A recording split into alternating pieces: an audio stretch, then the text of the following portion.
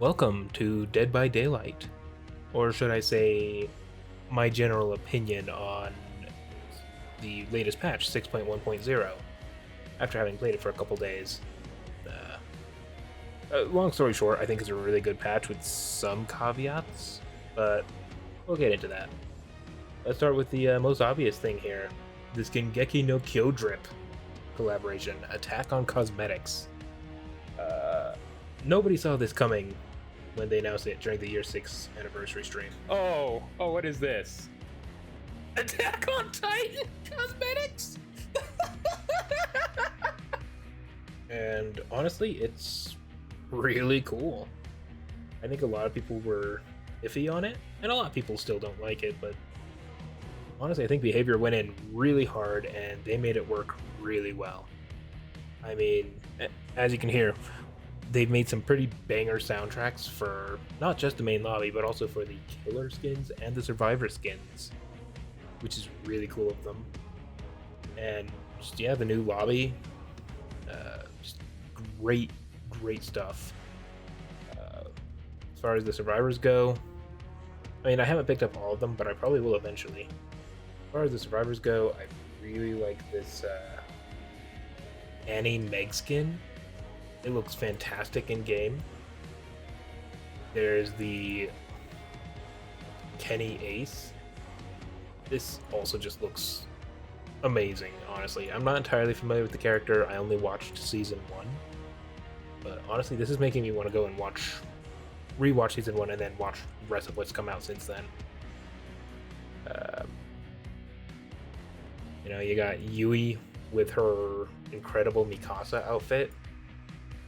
Again, just phenomenal. Zarena's Hanji skin is just top notch. I even like Felix's Armin skin. The hair ain't quite it, but honestly, the outfit itself is so good that I'm willing to overlook the hair. And then of course, we have Levi outfit for Jake, which looks alright. I don't quite understand all the hate, but I mean, it is what it is. The Dwaren Jaegerfield outfit, which, okay, I'm not the biggest fan of this one, but it still looks good. It does what it's supposed to do. And the Kate Historia outfit, which the only reason I didn't pick it up is because I don't really play Kate, but otherwise it's a fantastic skin. And then as far as the killers go, ooh boy, we got the Warhammer Titan, which is, I mean, it's alright. Again, not terribly familiar with it, but it I don't know, it looks like a spirit. It looks like Spirit dressing up as a stand, so I looked up the design, I get what they're going for, it's just But the real major reason that I think this collaboration is a success is the Armored Titan skin for Oni. This, I almost want to say they put too much effort into making this look good. It is incredible. Like, this skin makes me want to play Oni so much more than I did before. Like, this is incredible. And speaking of playing Oni, he is one of many killers who got left by the wayside because of the progression. And if you couldn't tell, this is a segue into my opinions on the actual patch. The progression update is extremely nice. I can actually play builds on whoever I want to play.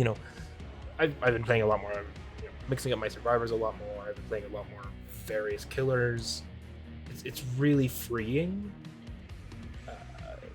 It is going to be worse for newer players, I think. And it's just painful trying to grind out those prestiges early on, especially with no barbecue now, and no We're Gonna Live Forever. There's supposed to be a blood point incentive based on rolls, but that's kind of spaghettied right now. That's been behaviored, so hopefully they get that fixed very soon. I'm of the opinion they should put double blood points until then, but Uh, but yeah. Now let's move on to the actual gameplay.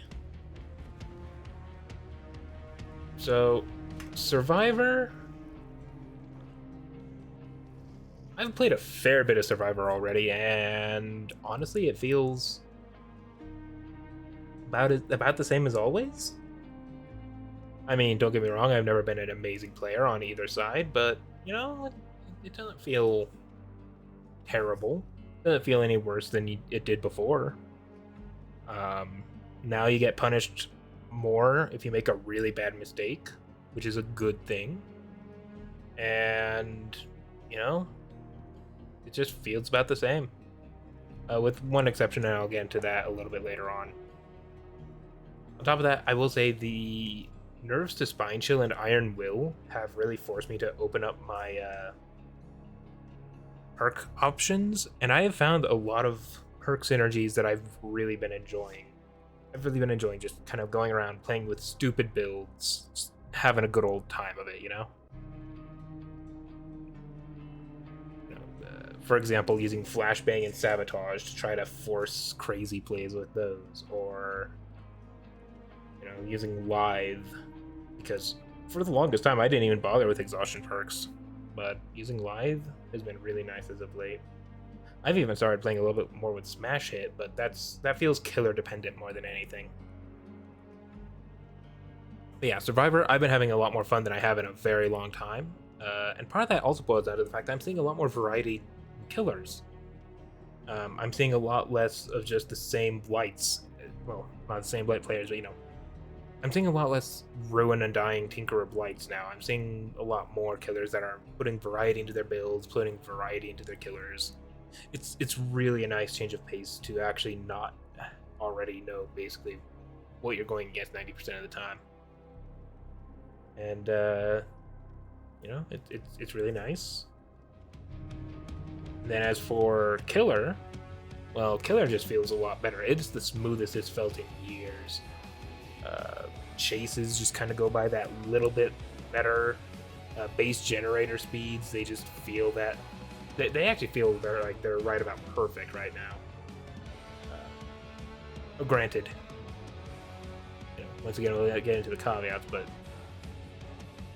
being able to swing at a Survivor without being like, okay, gotta wait out the Dead Hard. Like, yeah, Dead Hard is still a perk. It's still a good perk, but it actually requires timing.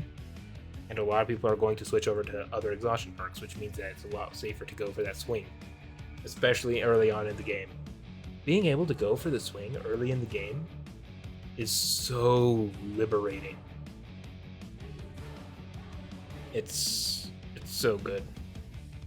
So, and yeah, once again, the meta shakeup has left me playing around with perks that usually I wouldn't really play with before. As much as I miss the blood points on barbecue, I've been getting a lot more value out of, say, Floods of Rage now, and I've been using Infectious Fright more. It's really nice to have a nice mix of information perks and slowdown perks. I never really used more than one or two anyways, so now having things like Jolt and Eruption just feels good, or the recent Thanatophobia changes, just a 2% buff, not very much, but when combined with the generator change, that can be a really good slowdown if you want to focus less on active progression and more on passive slow. Good stuff. Yeah. Now let's get into the parts of the patch that are kind of not so great. Camping and tunneling are at the strongest they've ever been, which is not ideal. Well, I shouldn't say they're at the strongest that they've ever been, but they basically are at the strongest they've been in literal years, and that's not exactly a good thing, because those are not fun strategies for either side. Like, some killers might enjoy it. Personally, I'm the kind of guy who likes to go for a lot of chases or doing gimmicks. And if I can't, I don't know. And I think I do wish that they would come up with a way to fix this, but I don't think they can without potentially ruining the ability for Killer to make any kind of comeback. That said, the 5-second base kit borrow time is a good thing. And the actual borrow time itself is actually really good with that 7% haste being extended along with the endurance. That said, I do think Decisive Strike could go back up to 5 seconds and be totally fine. In fact, I don't understand why they nerfed it to 3 in the first place. And, at this point, I think you could make an argument that it should be available twice per game instead of just once. I think this patch actually kind of pushed Killer into a healthy enough spot where you could have DSB available twice. And I also want to point out that solo queue is an absolute nightmare land right now. I haven't played much solo queue because if I'm going to play solo, I might as well play Killer, and this is something I've always felt. But yeah, solo queue right now is really bad. I really hope behavior steps up and starts implementing some of these changes. Like, they mentioned icons to let you know what your team is doing a little while ago. And they did say that it's just, early concepts and that they were still talking about it. I really want them to implement that. They could do a base kit Kindred and give Kindred another effect or something. There's a lot of stuff they could do to make solo queue a better experience than it is. But I think the biggest caveat to all this is, as both sides adapt, we have no clue how any of this is going to pan out. It's still so early. This is still such a big patch. I'm excited to see where things go. You never know. You never know. For all we know, this patch could end up somehow being worse than before, but at least for now, it's a lot of fun. Anyways, those are just kind of my quick thoughts on the recent Dead by Daylight patch. Until next time, this has been Proselyte Primus.